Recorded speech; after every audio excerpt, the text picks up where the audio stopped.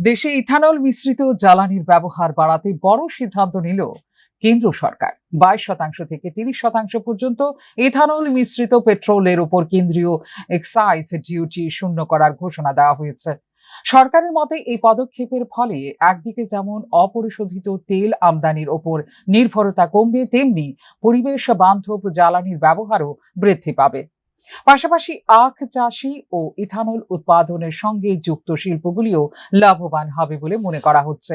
তবে সাধারণ গ্রাহকদের জন্য এখনই বড় স্বস্তির খবর নেই, কারণ সিদ্ধান্ত কার্যকর হলেও বর্তমানে বাজারে বিক্রি হওয়া সাধারণ পেট্রোলের খুচরো দামে তৎক্ষণাৎ কোনো পরিবর্তন আসছে না।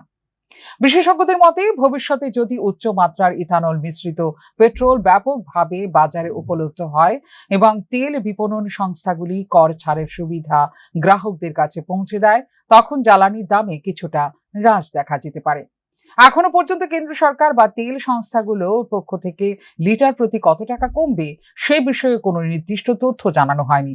ফলে সাধারণ মানুষের সাশ্রয়ের অঙ্কও এখনই স্পষ্ট নয়। সব মিলিয়ে উচ্চ মাত্রার ইথানল মিশ্রিত পেট্রোলের উপর এক্সাইজ ডিউটি প্রত্যাহারকে ভবিষ্যতের জ্বালানি নীতির গুরুত্বপূর্ণ পদক্ষেপ হিসেবে দেখা হচ্ছে।